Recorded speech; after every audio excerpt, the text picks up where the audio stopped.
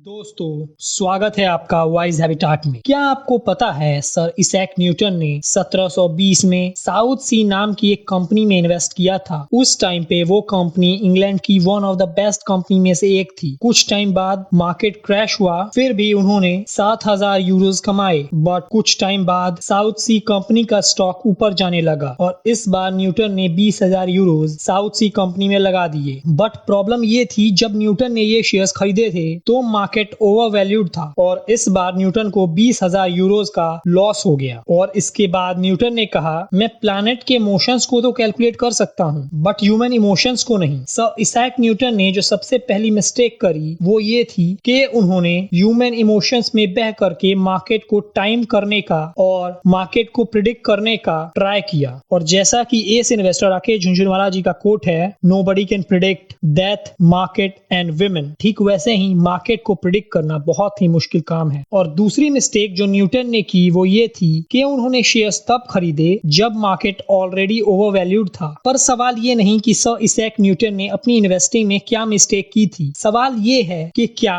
हम अपनी इन्वेस्टिंग में सर इसैक न्यूटन को बीट कर सकते हैं या नहीं। इसका आंसर है हाँ, बिल्कुल। हम उन्हें साइंस में तो नहीं बट पर्सनल फाइनेंस में जरूर बीट कर सकते हैं। स्टॉक मार्केट में पैसा कमाने के लिए आपको एक बार में न्यूटन की तरह बहुत सारा पैसा लगाने की जरूरत नहीं है। आप टुकड़ों में थोड़ा थोड़ा अमाउंट इन्वेस्ट करके भी फ्यूचर में वेल्थ क्रिएट कर सकते हो। और इसका सीधा और सटीक तरीका है SIP यानी सिस्टमैटिक इन्वेस्टमेंट प्लान, जिसके बारे में आज हम डिटेल में बात करने वाले हैं। SIP के थ्रू हम किसी भी अच्छे से म्यूचुअल फंड को चुन सकते हैं और इन्वेस्टिंग स्टार्ट कर सकते हैं। SIP के थ्रू आप एक प्री डिटरमाइंड अमाउंट जितना आप पर मंथ इन्वेस्टमेंट करना चाहते हैं आप खुद ही चुन सकते हैं। रेगुलर इंटरवल पर, जैसे एक स्पेसिफाइड डेट एंड टाइम भी आप ही सेलेक्ट कर सकते हैं। मान लीजिए आप 5,000 रुपए से इन्वेस्टिंग स्टार्ट करना चाहते हैं और आपकी सैलरी 1 तारीख को आपके अकाउंट में आती है, तो आप 5 तारीख को 10 बजे का टाइम चुन सकते हैं। तो हर महीने की 5 तारीख को 10 बजे आपके पैसे ऑटोमेटिकली SIP के थ्रू आपके चुने हुए म्यूचुअल फंड में इन्वेस्ट हो जाएंगे। लेट्स से आप सितंबर से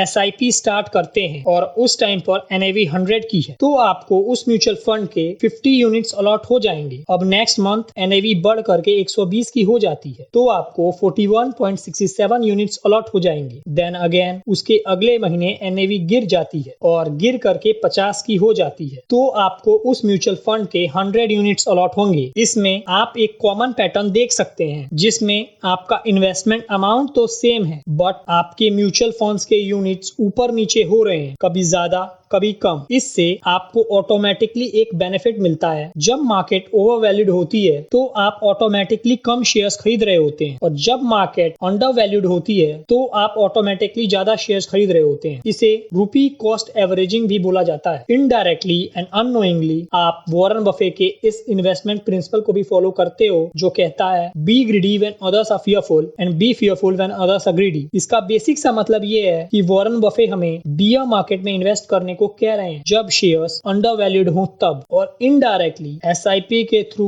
हम शेयर्स को तब ज्यादा खरीद रहे होते हैं जब मार्केट अंडर वैल्यूड है और ओवर वैल्यूड मार्केट में हम कम शेयर्स खरीद रहे होते हैं, जिससे हमारा शेयर्स को बाय करने का प्राइस ऑटोमेटिकली डिक्रीज हो जाता है। फॉर एग्जाम्पल, अगर आप 1000 रुपीज इन्वेस्ट करके किसी कंपनी के 2 शेयर्स खरीदते हो तो आपका एवरेज बाइंग प्राइस होगा 500 का। But next month same company में ही आप अगेन 1000 रुपीज इन्वेस्ट करके 4 शेयर्स ले लेते हो, तो अब आपका टोटल बाइंग प्राइस होगा फॉर 6 शेयर्स अप्रोक्सीमेटली 334 का। अब थोड़ा सा म्यूचुअल फंड्स को भी समझ लेते हैं कि आप कैसे एक बेस्ट फंड चुन सकते हो। म्यूचुअल फंड 2 तरह के होते हैं। First active mutual fund, second passive mutual fund. Active mutual funds में hedge fund managers directly involve होते हैं और वो डिफरेंट कंपनीज में डीप रिसर्च करके इन्वेस्टिंग करते हैं। इस वजह से रिटेल इन्वेस्टर्स को ज्यादा एक्सपेंस फी पे करनी पड़ती है। एंड पैसिव म्यूचुअल फंड्स पहले से ही कुछ सेट एंड डिफाइंड प्रिंसिपल पर सेट होते हैं जिसके अकॉर्डिंग इन्वेस्टिंग की जाती है। जैसे मोस्ट ऑफ द केसेस में ऐसे फंड इंडिया की टॉप 50 कंपनीज में पैसा लगाते हैं। इस वजह से इनकी एक्सपेंस फी बहुत कम होती है। अगर आप world number 1 investor Warren Buffett की बात करें और इंडिया के एक fund manager and author Saurabh Mukerjea की बात करें तो ये लोग पैसिव फंड्स को ज्यादा तवज्जो देते हैं बिकॉज ये लोग मानते हैं एक्टिव म्यूचुअल फंड्स हमसे ज्यादा एक्सपेंस मेंटेनेंस फी चार्ज करते हैं, और इवन दो शॉर्ट टर्म में हमें ये चार्जेस बहुत कम लगते हैं, बट अगर आप लॉन्ग टर्म में इन चार्जेस को देखेंगे या कंसीडर करेंगे तो ये काफी इम्पैक्टफुल होते हैं। इंडिया की टॉप 50 कंपनीज में इन्वेस्ट करने का मतलब है कि आप इनडायरेक्टली इंडियन इकोनॉमी पर भी बेट कर रहे हैं। अगर आप मानते हैं कि इंडियन इकोनॉमी आने वाले 10 से 20 सालों में बहुत अच्छा परफॉर्म करने वाली है, तो ये ग्रोथ इन टॉप कंपनीज की ग्रोथ के बिना पॉसिबल नहीं है। बट अगर आप फिर भी ये आर्ग्यू करते हो क्या होगा अगर ये कंपनी डूब गई, तो मेरे पैसे तो डूब जाएंगे, तो मैं आपको बता दूं, अगर ये टॉप 50 कंपनीज सेफ नहीं है तो आपका पैसा कहीं भी सेफ नहीं है, नॉट इवन इन बैंक। जब हम अपने पैसों को बैंक में डिपॉजिट करते हैं तो ये बैंक हमें 7% का इंटरेस्ट देते हैं, और इसके बाद ये बैंक बड़े बड़े बिजनेसेस को 10% पर लोन प्रोवाइड करते हैं, और इसके बीच का डिफरेंस इनका प्रॉफिट होता है। बट अगर इंडिया के टॉप 50 बिजनेसेस डूब गए या फेल हो गए तो वो कभी भी बैंक को लोन रिपेमेंट नहीं कर पाएंगे, और इसी वजह से हमारे बैंक में रखे हुए पैसे भी हमें नहीं मिल पाएंगे। बट ये एक रेयर केस है, ऐसा होने की पॉसिबिलिटी बहुत ही कम होती है, बिकॉज हमारे इंस्टीट्यूशंस हमारी महारत्न कंपनियों को कभी भी डूबने नहीं देंगे, बिकॉज इन पर इंडिया का फ्यूचर डिपेंड करता है, और ना ही कंपनी का मैनेजमेंट ये चाहेगा कि उनकी कंपनी डूब जाए। इसलिए इन्वेस्टर अपना पैसा बेफिक्र होकर इन टॉप 50 कंपनीज में लगा सकते हैं। चलिए एक स्टोरी के थ्रू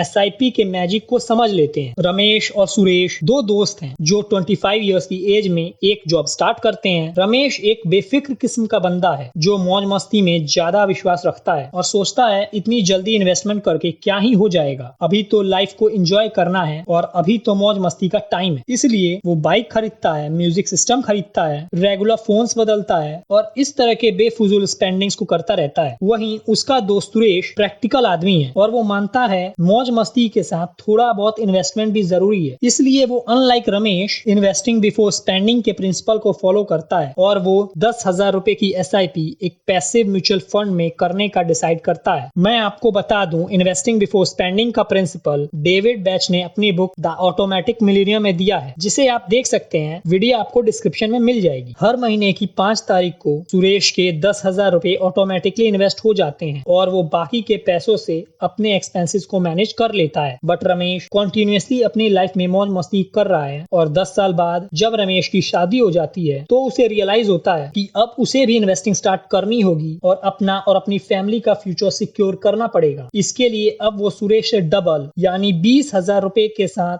SIP करनी स्टार्ट करता है। क्या लगता है आप लोगों को, क्या रमेश अपने इन्वेस्टमेंट अमाउंट को डबल करने के बाद अपने फ्रेंड सुरेश को वेल्थ क्रिएशन में बीट कर पाएगा? चलिए इसका जवाब भी जान लेते हैं। अपनी स्टोरी को फास्ट फॉरवर्ड करते हैं 20 साल बाद। अब रमेश और सुरेश दोनों 55 साल के हो जाते हैं। रमेश ने इन 20 सालों में SIP के through total 48 lakh rupees invest किए हैं, जिन पर 15% के नॉमिनल रेट के हिसाब से उसे अप्रोक्सीमेटली 3 करोड़ का अमाउंट मिला है। रमेश तो करोड़पति बन गया यार, बट सुरेश का क्या वो करोड़पति बन पाया? जी हाँ, बिल्कुल। सुरेश ने तो कमाल ही कर दिया। उसने तो अप्रोक्सीमेटली 7 करोड़ की वेल्थ बनाई है। बट क्या आप ये नहीं जानना चाहते कि आखिर सुरेश ने कितना रुपया इन्वेस्ट किया था? सुरेश ने मात्र 36 लाख रुपए की इन्वेस्टमेंट की थी, रमेश से पूरे 12 लाख रुपए कम। बट उसके बाद भी सुरेश ने रमेश से 4 करोड़ रुपए ज्यादा कमाए। जानते हैं ऐसा कैसे हुआ? इसका रीजन है पावर ऑफ कंपाउंडिंग। रमेश को अपने पैसों को कंपाउंड करने के लिए 20 साल का टाइम मिला और सुरेश को 30 साल का। एंड कंपाउंडिंग टाइम के साथ एक मैजिक शो करती है। इवन दो रमेश ने सुरेश से ज्यादा का इन्वेस्टमेंट किया, दोनों का रिटर्न भी सेम था, फिर भी सुरेश ने वेल्थ क्रिएशन के मामले में रमेश को पछाड़ दिया। SIP अपना मैजिक बस हवा में ही नहीं क्रिएट करती, इसके पीछे टाइम जैसा एक बहुत बड़ा रीजन है। SIP के कुछ बेनिफिट्स हैं जो ऑटोमेटिकली इन्वेस्टर्स को मिलते हैं, जैसे इन्वेस्टर्स ऑटोमेटिकली डिसिप्लिन्ड वे में इन्वेस्टिंग स्टार्ट कर सकते हैं। सेकेंडली, उन्हें रुपी कॉस्ट एवरेजिंग का भी बेनिफिट मिलता है, जिससे उनका बाइंग प्राइस ऑटोमेटिकली डिक्रीज हो जाता है। थर्डली, वो डेविड बैच के इन्वेस्टिंग बिफोर स्पेंडिंग के प्रिंसिपल को भी फॉलो कर लेते हैं। फोर्थ, उन्हें मार्केट को टाइम करने की कोई जरूरत नहीं पड़ती, और जैसा कि हम जानते हैं कि मार्केट को टाइम करना ऑलमोस्ट इम्पॉसिबल है। बड़े बड़े फंड मैनेजर्स भी मार्केट को टाइम नहीं कर सकते। एंड लास्टली, SIP में टाइम इन्वेस्टर के साथ रहता है और इसी वजह से उन्हें कंपाउंडिंग की पावर का भी बेनिफिट मिलता है। आई होप आप SIP के इस मैजिक को ढंग से समझ गए होंगे। अगर आपको इस वीडियो से कोई वैल्यू मिली हो तो आप हमारे चैनल को सब्सक्राइब कर सकते हैं। आप इस वीडियो को लाइक और शेयर करके हमें मोटिवेट कर सकते हैं ताकि हम आपके लिए ऐसे ही अमेजिंग कंटेंट रेगुलर लाते रहें। वीडियो को एंड तक देखने के लिए आपका धन्यवाद।